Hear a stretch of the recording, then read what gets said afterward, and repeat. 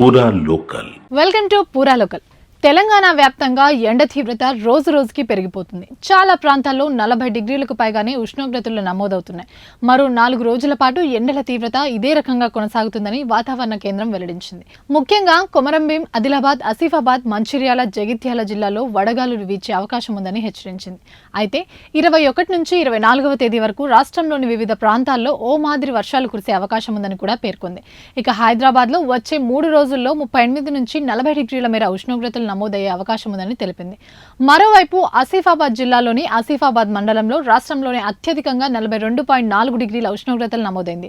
అదే జిల్లా కెరమరిలో 42.3, బెజ్జూరులో 42.1, రెబ్బెనలో 41.9, కౌటాలలో 41.8, తిర్యాని, పెంచికలపేటలో 41.6, సిర్పూరు, వాంకిడి మండలాల్లో 41.5 డిగ్రీల ఉష్ణోగ్రతలు నమోదయ్యాయి. సిరిసిల్ల, జగిత్యాల, ఆదిలాబాద్, నిజామాబాద్ జిల్లాలోనూ 40 డిగ్రీల పైన ఉష్ణోగ్రతలు నమోదయ్యాయి. ఎండల తీవ్రతను దృష్టిలో పెట్టుకుని ప్రజలు అప్రమత్తంగా ఉండాలని వాతావరణ కేంద్రం పేర్కొంది. ఇవి ఇప్పటివరకు అప్డేట్స్. మరిన్ని అప్డేట్స్ కోసం చూస్తూనే ఉండండి పూరా లోకల్.